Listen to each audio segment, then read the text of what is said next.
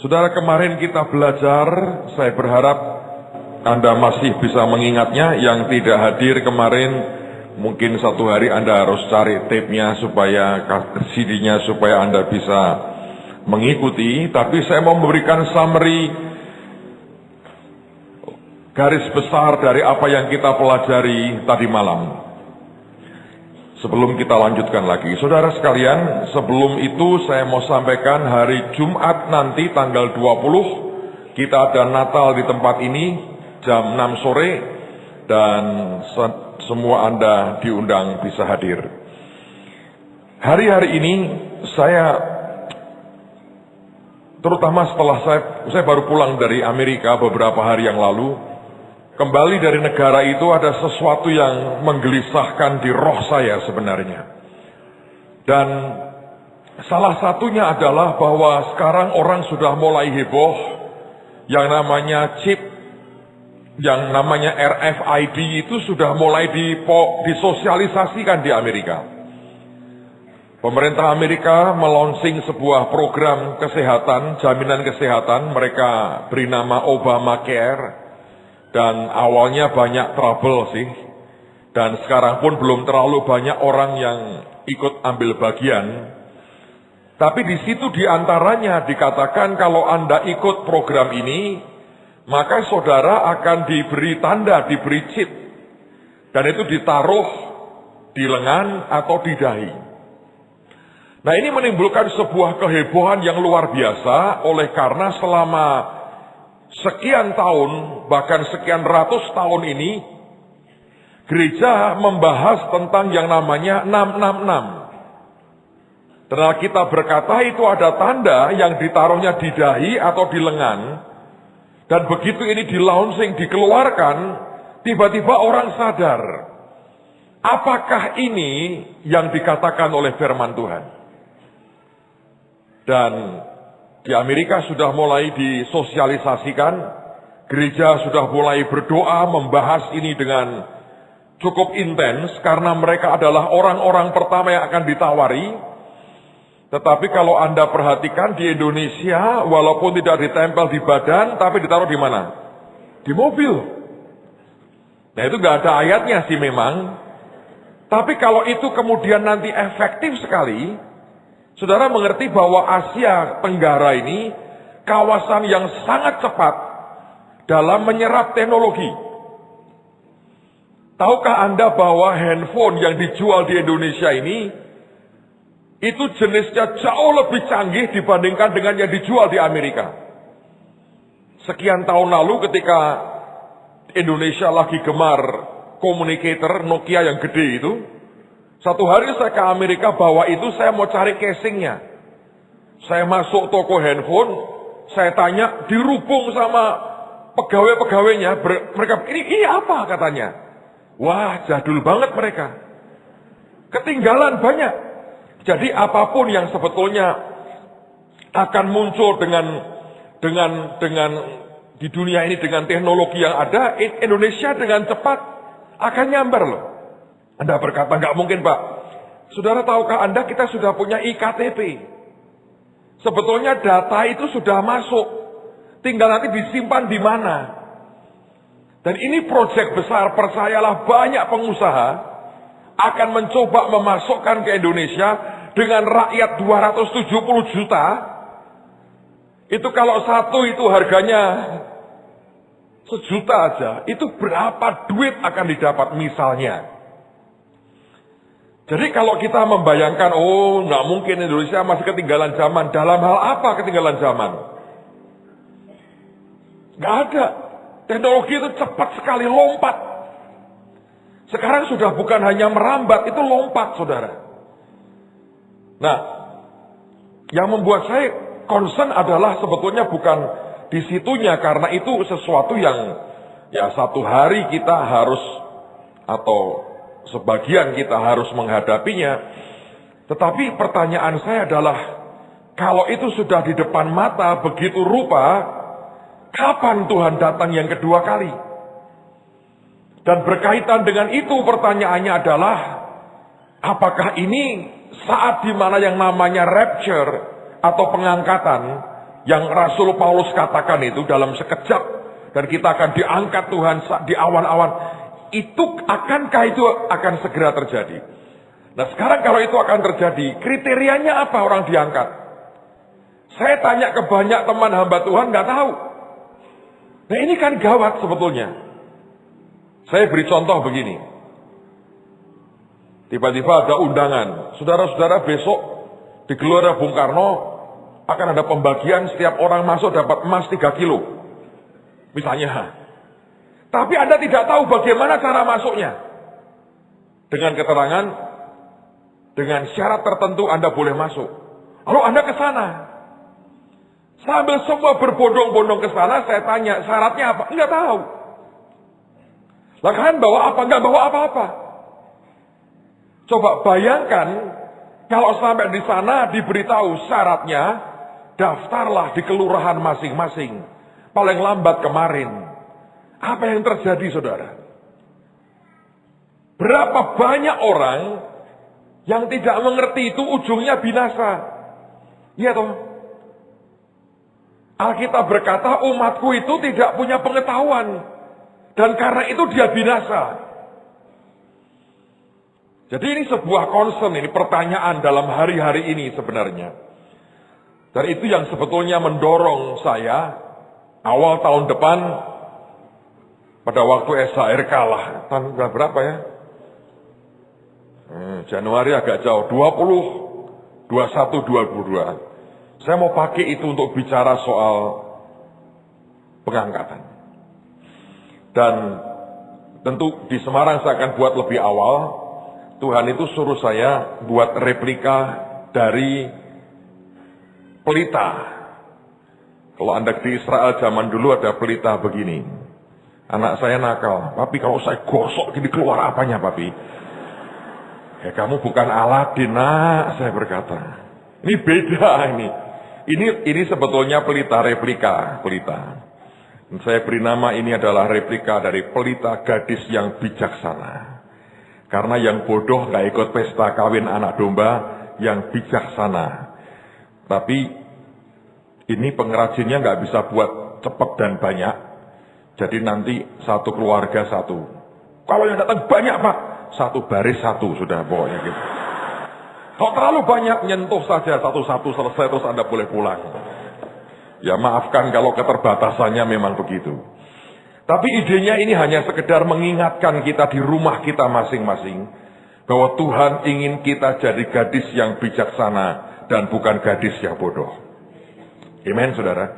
Nah, salah satu dari doa saya adalah Tuhan, ajari aku.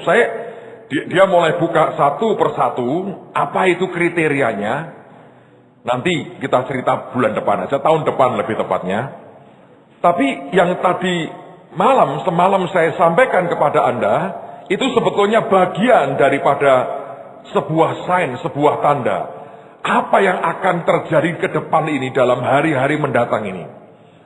Saudara, awalnya akhir pekan lalu saya kedatangan tamu seorang hamba Tuhan. Dia sebetulnya aslinya orang Iran. Anggota Hizbullah.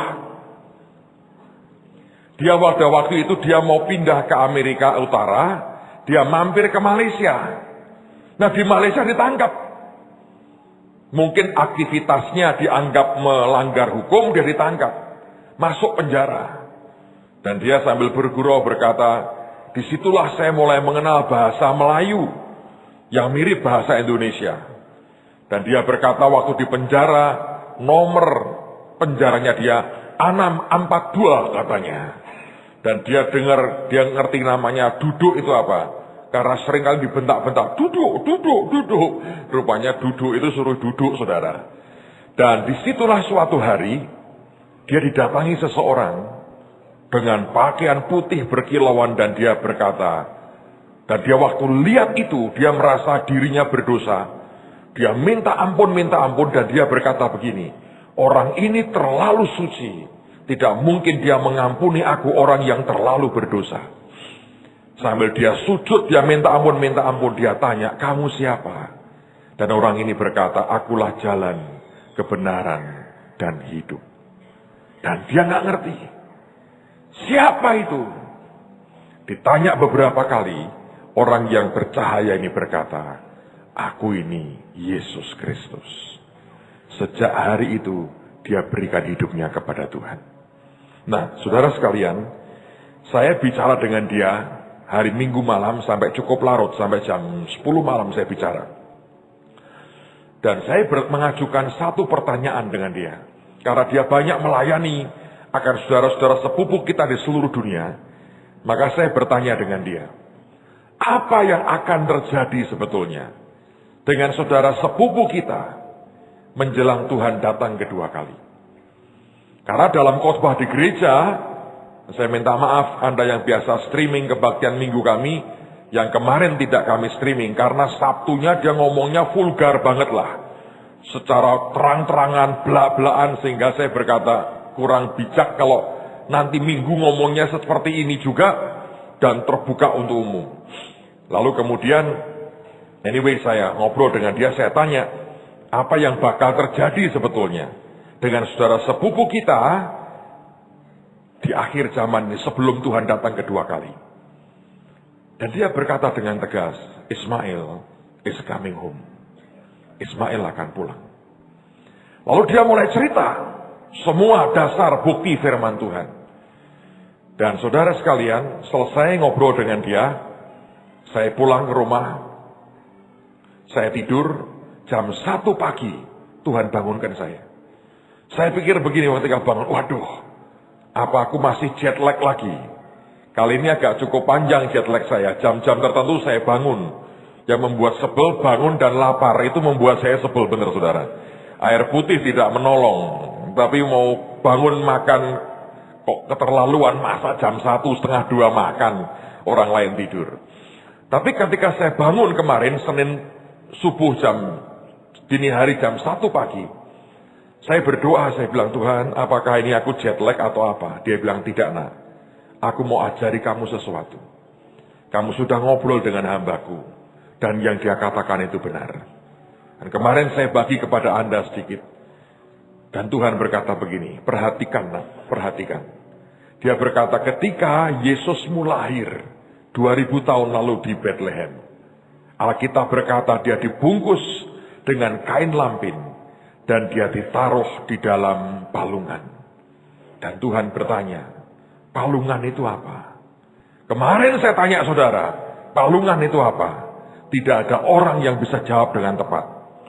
Tempat makan hewan, ya itu benar. Hewan yang seperti apa? Sapi katanya. Kambing, domba, semua disebut. Tapi Alkitab mengatakan, Yesaya berkata, palungan itu tempat makan apa saudara? Keledai. Begitu Yesus itu lahir, ditaruh di tempat makan keledai. Sebelum dia mengawali sebuah karya keselamatan yang besar, dia pakai tempat makan keledai. Dan menjelang dia mengakhiri karya penebusannya, Alkitab berkata, dia masuk kota Yerusalem. Dan kemarin kita sudah pelajari, dia masuk mengendarai keledai muda yang belum pernah ditunggangi siapapun sebelumnya. Saudara ngerti itu? Dan teman saya kemarin, orang Iran itu ngomong begini. Dia bilang, Pastor, keledai yang belum pernah ditunggangi, itu adalah keledai liar, wild donkey, yang sudah dijinakkan. Dan begitu kita ngerti tentang keledai liar, itu sebutan Tuhan untuk siapa? Ismail. Dan dia berkata begini, kata Ismail itu dari dua kata, L-nya itu Elohim, Tuhan. Tapi Isma katanya, itu artinya didengar dalam pengertian mendengaran akan jeritan dan doa dan permintaan yang sedemikian rupa sampai yang mendengar itu kayak dirobek hatinya. Dan menimbulkan kesakitan yang luar biasa sampai enggak tahan dan dia harus jawab dan tolong dia. Bayangkan, sekarang kalau Anda memperhatikan, berapa kali tiap hari mereka teriak. Benar kan saudara? Anda mungkin capek kalau itu di depan rumahmu, toanya di depan rumah kita. Lagi saat teduh, teriak seperti itu. Dan berapa banyak kita yang jengkel. Saya waktu dengar itu Tuhan berkata, nak, seharusnya setiap kali engkau dengar mereka teriak, sertai mereka dengan doamu. Dengan berkata Tuhan, Ismail, jawab dengan lawatan. Jawab dengan Yesus menyatakan diri. Jawab dengan pertobatan ya Tuhan. Because Ismail is coming home. Itu yang sebagian kemarin kita pelajari. Dan malam atau pagi kemarin jam 1 itulah Tuhan berkata kepada saya, nak, apa buktinya akan terjadi sebuah unity yang luar biasa? Buktinya adalah ketika Abraham mati dan dikubur. Yang ngubur Abraham bukan hanya Ishak, saudara. Tapi firman berkata yang ngubur itu Ishak dan Ismail. Bayangin. Dan itu Tuhan berkata akan terjadi. Ketika satu kali semuanya akan selesai. Mereka berdua, anak-anak Abraham, akan kumpul lagi dan jadi satu. Saudara, dan kemudian hamba Tuhan itu ajak saya datang ke Israel. Kalau tidak ada perubahan sekitar September, Oktober. Saya lagi doakan apakah itu bagian saya, tidak. Tapi dia berkata begini, Pastor, aku lagi kumpulkan para pemimpin dari seluruh dunia dalam kelompok yang kecil dan bukan kelompok yang besar. Dan dia mengatakan begini, saya ini orang Persia, orang Iran. Bangsa kami paling tidak 2 kali memberikan dukungan yang nyata kepada orang Yahudi, umat pilihan Tuhan. Dia berkata yang pertama, Raja Kores atau Koresi, itu raja pertama yang memerintahkan orang-orang Israel kembali ke tanah perjanjian untuk membangun bait Allah dan tembok Yerusalem. Dan Koresi itu raja Persia, raja Iran. Jadi kami pertama kali, bukan Nebukadnezar, tapi Koresi yang berkata pulang, bangun tembok dan bangun bait Allah. Tapi yang kedua yang menarik adalah bangsa kami juga yang berkata ada raja yang lahir dan kami mau datang menyembah dia. Itu orang-orang Majus adalah orang-orang Persia. Dan dia berkata, setiap kali berkaitan dengan apa yang hebat terjadi di Israel, selalu ada orang Persia dan bangsa Persia yang menyatakan sesuatu. Dan dia yakin, dia berkata begini, nanti waktunya akan tiba. Kalau sampai terjadi perdamaian antara Iran dan Israel, dia berkata, itu sebuah tanda bangsa kami lagi-lagi memberikan blessingnya untuk umat pilihan Tuhan. Karena itulah pada bulan September, Oktober nanti dia bilang, aku sudah buat agreement dengan rabi-rabi Yahudi, dengan para pemimpin rohani di Iran dan di Israel dan kemudian juga di Palestina. Kita mau buat rekonsiliasi. Dan dia berkata, aku ingin kamu ikut ambil bagian dan berikan blessingmu. Sebab itu akan menjadi sebuah awal sesuatu yang historik sekali menjelang Tuhan datang yang kedua kali. Saya tidak akan buat tur kali ini, saudara. Jangan pikir saya akan buat tur. Ini bukan untuk tur sebetulnya. Tapi untuk saudara mendoakan. Karena saya juga belum mengiyakan. Tapi perhatikan baik-baik. Segala sesuatunya sedang dipercepat dengan cara Tuhan yang luar biasa.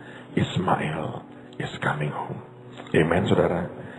Saya berharap dalam hidupmu Anda akan punya pelita dari gadis yang bijaksana. Dan setiap kali Anda lihat pelitamu itu menyala dan tidak pernah padam apinya. Sampai mempelai itu datang, kita menyongsong dia dan berkata, Tuhan, pelitaku menyala pada hari ini. Dan kita ada bersama-sama dengan Tuhan Yesus. Siapa yang ingin kaya mendadak, terima warisan luar biasa, punya gedung-gedung dalam waktu singkat, kepingin terjadi. Siapa? Angkat tangan. Ada caranya. Nanti waktu rapture Anda ketinggalan.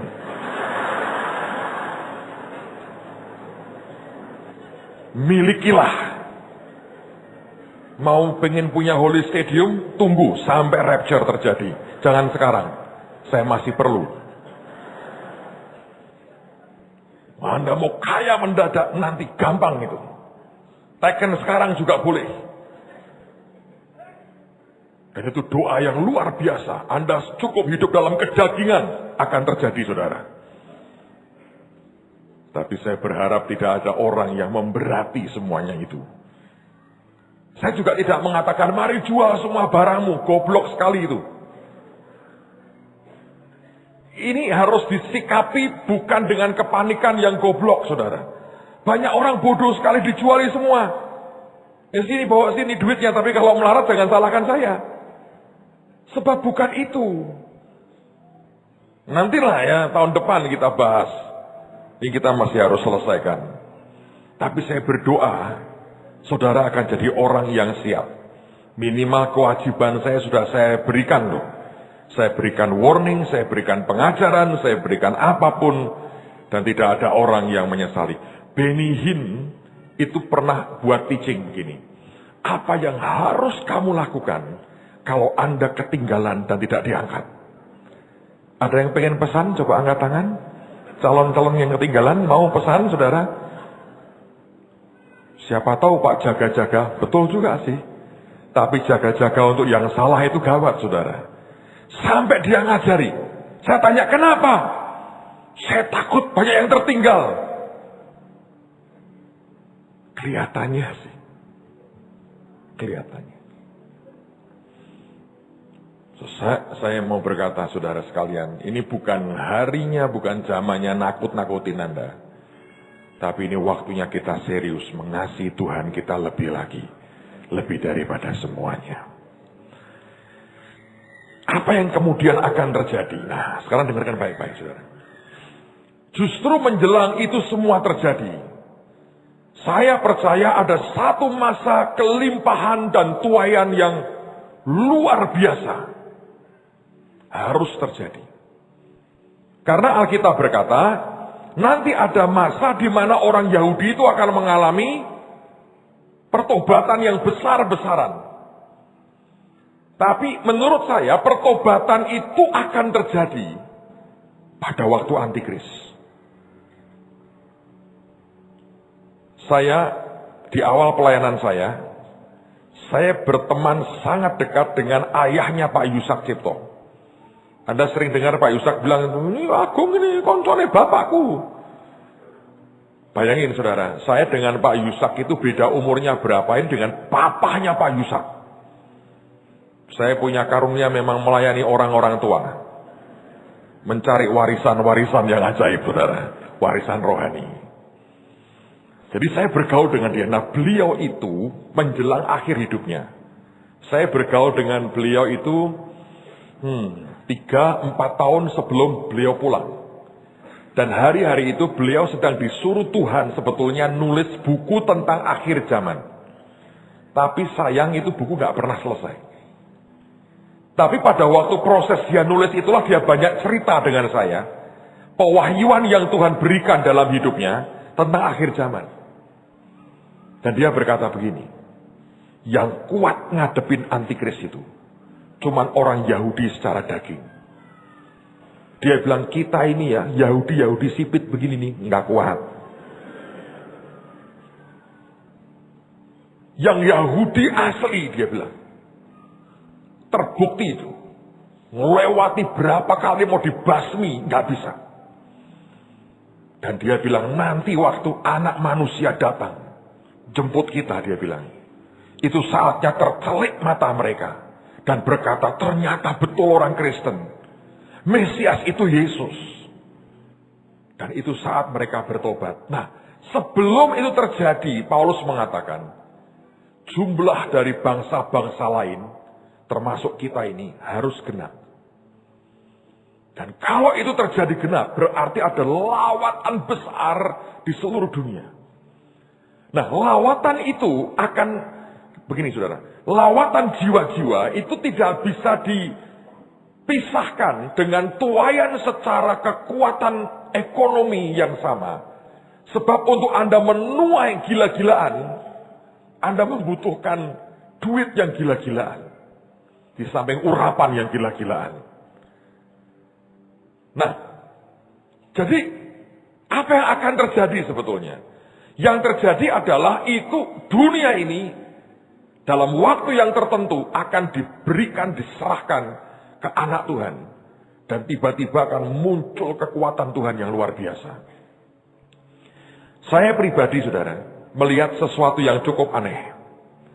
Di pertengahan tahun ini kita buat acara di Semarang, Kingdom Explosion. Ini saya saksi, saya nggak cerita detail lah, saya nggak mau. Pada waktu minggu yang sama, setelah acara Kingdom Explosion, sejak itu, saya ngalami yang namanya blessing Tuhan, yang mengerikan sekali sebetulnya. Itu bisa begini naiknya. Saya heran, saya bilang, wih, kaget terus terang. Secara pribadi loh, saudara. Sampai saya bilang, Tuhan, aku ini pengangguran kaya raya ini. Dan itu terjadi, belum pernah terjadi sebelumnya. Kingdom Explosion. Lalu kemudian Tuhan berkata, nah, itu belum seberapa. Itu masih akan berkesinambungan, tapi itu belum seberapa. Dan saya rasa di roh saya, Desember ini, itu artinya 2 minggu lagi, mulai tanggal 26, 27, 28. Tuhan beri tema kita, His Kingdom be established. Kalau ledakan itu baru boom. Tapi kalau sudah established, itu sudah ditetapkan Tuhan. Dan Tuhan berkata, kamu akan lihat ya, dalam waktu yang sangat cepat dan singkat, bagaimana kerajaanku akan turun. Dan anak-anakku akan nikmati itu dengan sangat cepat. Karena itu sebetulnya mulai bulan lalu Tuhan sudah perintahkan saya, siapkan jemaat dan untuk mereka punya wadah yang siap dan wadah yang besar. Saya bulan lalu seminar di gereja, setiap hari saya khotbah ngajar 2 jam, non-stop 2 jam, 2 hari berturut-turut. Saya bersyukur ada jemaat, banyak jemaat yang happy sekali, berkata, Pak kalau tiap minggu begini oke. Anda oke. Yang ngajar, haleluya, 2 jam non-stop tiap hari, selama 2 hari. Nanti di awal saya akan ngajar lagi di Semarang, tapi kemudian di SARK baru minggu ketiga berarti bagian saudara. Berharaplah sebelum itu belum ada rapture. Tapi ini yang saya rasa, nanti di Desember ini akan ada sebuah penetapan Tuhan yang luar biasa. Dan efeknya akan begitu besar bagi anak-anak Tuhan. Nah, kemudian Tuhan berkata begini, nak, kamu mengerti kan soal keledai? Dan dia berkata, Tuhan, apa kaitan dengan sebuah masa ajaib yang luar biasa?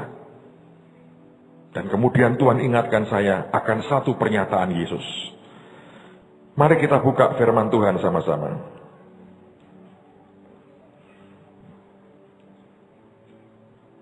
Mari kita lihat dalam Injil Matius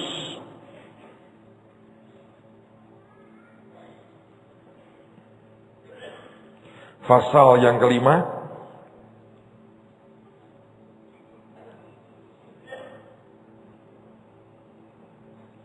ayat yang ke-5 juga. Matius pasal yang ke-5, Matius 5 ayat yang ke-5. Dia berkata begini, berbahagialah orang yang lemah lembut, karena mereka akan, apa saudara, memiliki bumi. Kegerakan, lawatan, dan tuaian yang ajaib itu akan terjadi di bumi. Dan ternyata siapa yang bisa memiliki bumi? Yesus berkata, berbahagialah orang yang lemah lembut, karena ia akan memiliki bumi. Nah, lemah lembut tidak sama dengan lemah gemulai. Beda. Lemah lembut itu bukan sebuah sifat yang lemah. Lemah lembut bukan artinya bicara yang lembut. Beda. Saya masih ingat ketika anak saya yang pertama masih umur 5-6 tahun. Awal-awal sekolah, seringkali kami orang tua ngajari. Menurut saya lebih sabar daripada istri saya. Menurut saya. Lalu satu hari, anak saya dimarahi sama mamahnya. Nggak bisa, dimarah-marahin. Ada banyak ibu-ibu kalau ngajari anaknya itu berasap. Hidung, telinga, mulut berasap. Mendidih di dalam gitu ya. Anda tahu perlu cool spirit lah kita ini. Jangan gampang mendidih atau berasap. Tahu-tahu keluar asapnya kayak kereta api zaman dulu itu kan hanya matador yang bisa menaklukkan. Lalu dia marahi anaknya, anak saya nangis. Satu hari ketika dia ke gereja, dibagi ayat. Dan dia dapat ayat, Matius 5 ayat 5. Berbahagialah orang yang lemah lembut, karena ia akan memiliki bumi. Dia pulang, dia tanya mamahnya. Mami, ini artinya apa? Dia mau ngutbahi mamahnya nggak berani, dia tanya artinya. Dan kami cukup cerdas untuk mengerti. Dia mau berkata, please ya, lemah lembut. Ayatnya berkata begitu. Dan dia nggak puas loh. Dia ambil kertas, dia tulis yang gede. Dengan tulisan gede-gede begitu, ditempel di kamarnya. Untuk ingatkan siapa? Orang tuanya. Nah itu gaya politik anak-anak. Tapi sebetulnya apa itu lemah lembut? Yang Alkitab berkata, Tuhan berkata, berbahagialah orang yang lemah lembut, karena ia akan memiliki bumi. Saudara, saya pelajari kata berbahagia itu, sebetulnya dari kata Yunani lama, yaitu kata makarios. Nah, kata makarios itu sebetulnya, kata berbahagia atau makarios itu, sebetulnya bukan kata yang diperuntukkan untuk manusia. Itu sebuah kebahagiaan level dewa sebetulnya di zaman itu. Yaitu kelompok orang yang sudah tidak terganggu lagi dengan ketakutan, kekhawatiran, dan kebutuhan dunia. Yang kedua adalah orang-orang yang punya kekuatan kuasa yang besar sekali dan keuangan yang begitu hebat, sampai urusan sehari-hari di dunia sudah nggak kepikir lagi oleh dia. Itu makarios. Dan salah satunya dia berkata, berbahagialah makarios, orang yang lemah lembut, karena dia akan memiliki bumi. Lawatan yang akan terjadi dan segera akan terjadi. Beberapa orang bahkan sudah mengalami, saya bahkan sudah mulai mencicipinya. Ketika tiba-tiba semua blessing dicurahkan dengan ajaib, dan kita membawakan kegerakan jiwa-jiwa yang luar biasa, bahkan sampai ke ujung-ujung bumi. Saudara tahu apa yang terjadi? Itu akan terjadi dan hanya dimiliki oleh orang yang lemah lembut. Jadi rahasia Anda dan saya menikmati kegerakan besar di akhir zaman adalah Anda harus jadi orang yang lemah lembut. Tapi lemah lembut itu apa? Kalau saudara mempelajari itu menarik sekali. Dengerin baik-baik. Kata lemah lembut di masa lalu sebetulnya muncul dari istilah para petani. Para petani zaman dululah yang pertama kali menggunakan istilah lemah lembut. Dan itu ditujukan untuk menyebutkan apa? Perhatikan. Kata itu sebetulnya untuk menunjukkan kepada seekor keledai liar yang sudah berhasil ditundukkan. Dan istilah lemah lembut sebetulnya pengertian aslinya artinya great power under control. Sebuah kuasa yang begitu besar, tapi under control, di bawah kendali. Itu bukan kelemahan, saudara. Itu bukan juga lemah gemulai. Itu juga bukan sopan santun. Itu juga bukan budaya. Tapi lemah lembut adalah great power under control. Dan awalnya itu kata muncul dari para petani. Dari seekor keledai liar yang berhasil ditundukkan. Saudara mau tahu orang-orang paling kaya hari ini di mana? Di Timur Tengah. Yang punya ladang-ladang minyak itu di mana? Ada di sana.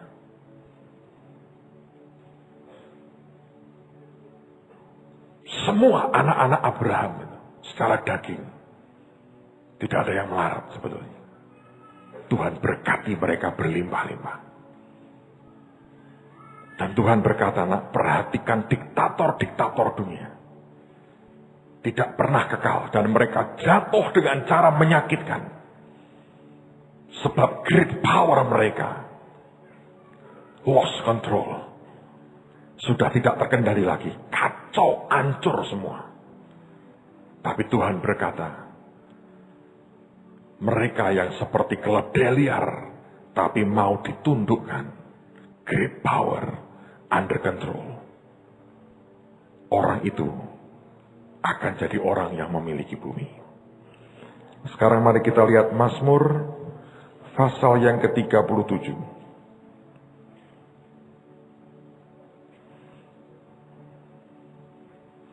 Mazmur pasal yang ke-37.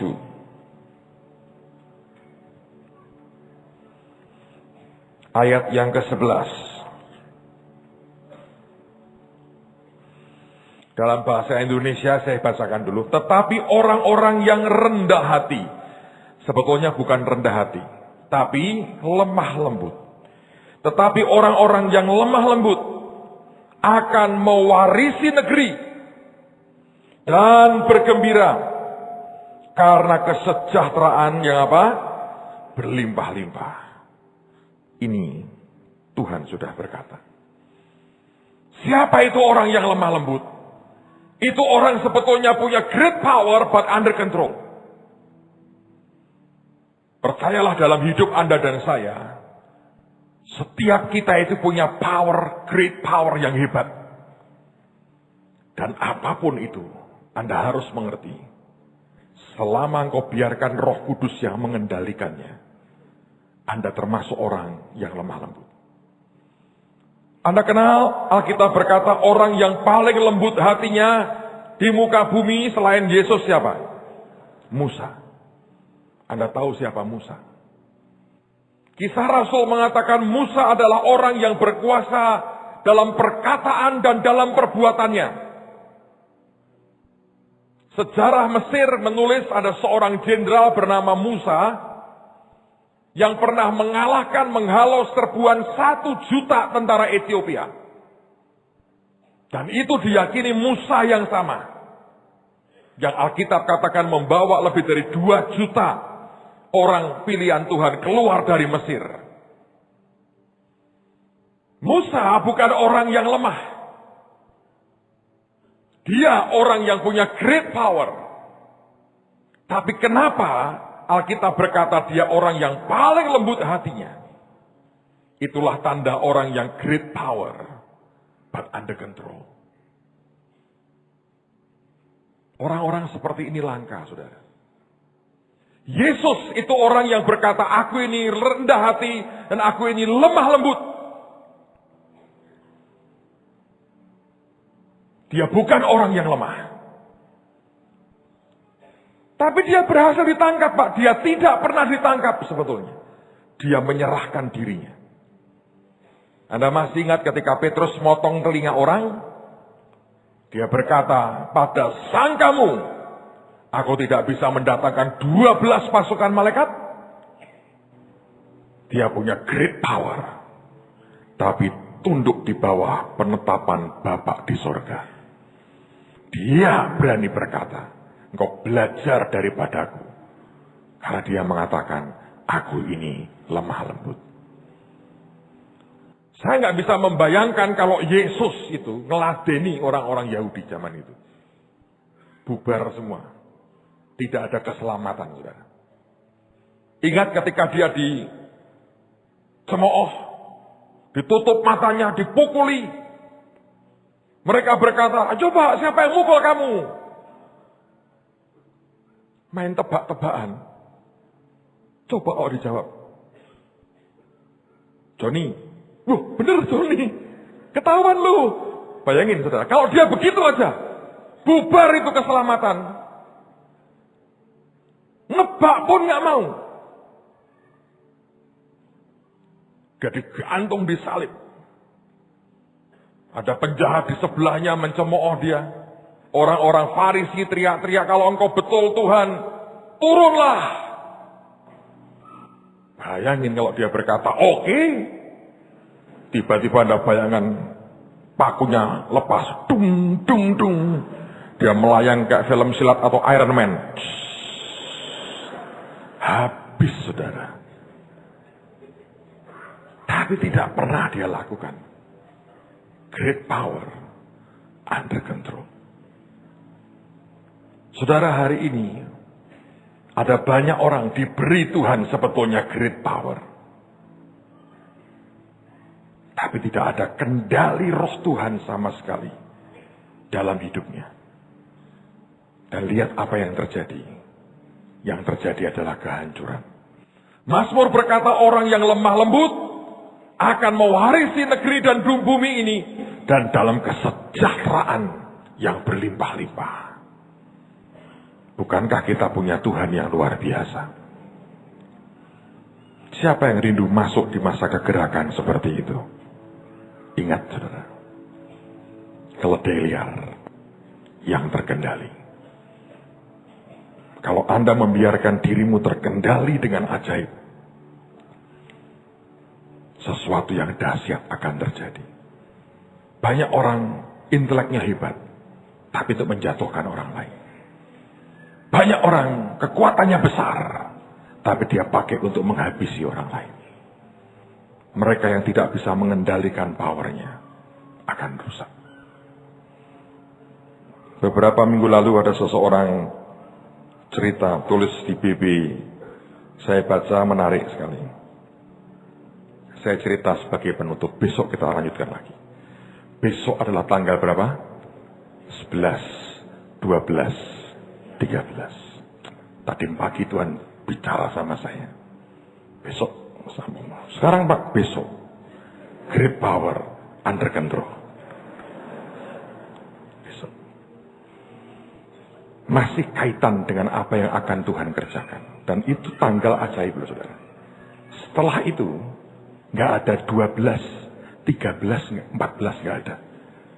12-nya ada, 13-nya gak ada. 14-nya ada. Apalagi tahun berikutnya. 13, 14, 15 gak ada sama sekali.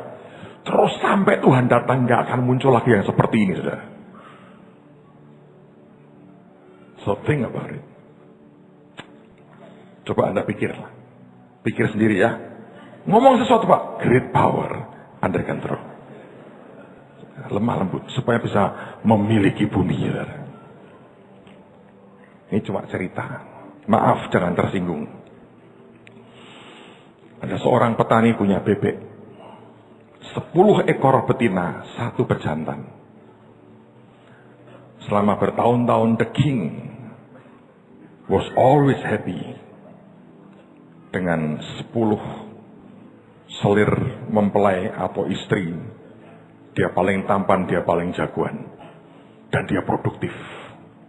Tiap hari gantian yang betina bertelur. Hasil kerja keras dari pejantan hebat cuma 1.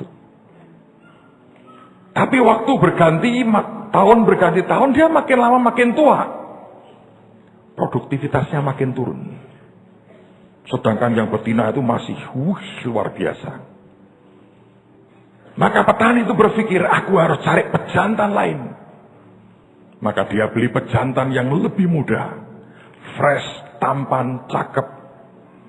Foto model dalam dunia perbebean, saudara. Maka pemuda tampan itu dilepas di halaman dan bebek-bebek betina itu, wih, suit-suit lihat pria tampan muncul di depannya. Tapi yang senior ini, great power, lost control. Apa yang terjadi? Senior mendatangi yang muda ini. Dia bilang begini, terus terang ya. Kamu jangan anggap bahwa kamu lebih muda dari aku dan kamu lebih jagoan dari aku. Sekalipun aku sudah termasuk opa-opa, kekuatanku tidak kalah dengan engkau. Yang lebih muda ini merasa nggak mungkin lah, ini orang sudah tua, sebentar lagi habis digoreng ini. Dia berkata, ayo bertanding kekuatan. Oke, kata yang tua. Gimana caranya, kata muda? Gini, kita lomba lari. Siapa yang menang, dia juaranya. Dan yang kalah tidak boleh berhubungan dengan cewek-cewek itu. Oke, memperebutkan 10 cewek bebek semua tapi yang senior berkata, tapi begini, umurmu dengan aku kan beda jauh. Iya, justru itu kenapa kau tantang begini, harus adil. Aku harus lari dulu kira-kira 2 meter di depanmu, baru kau boleh start mulai. Adil kan?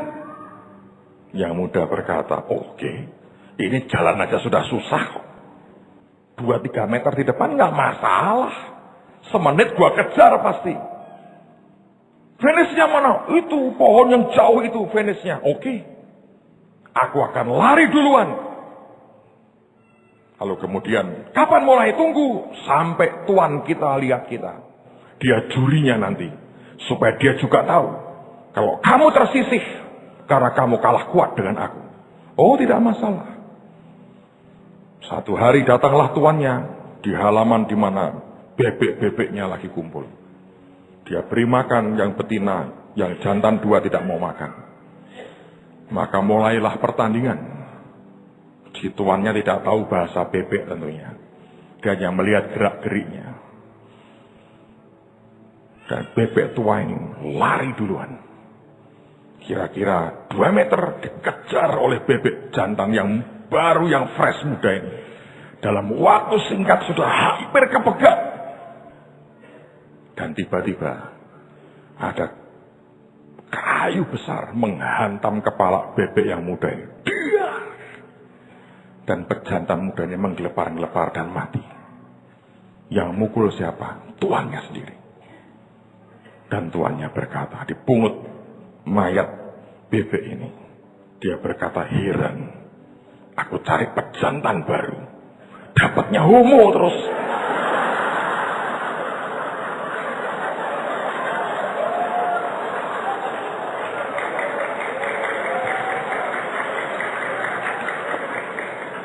Itu bukan great power under control.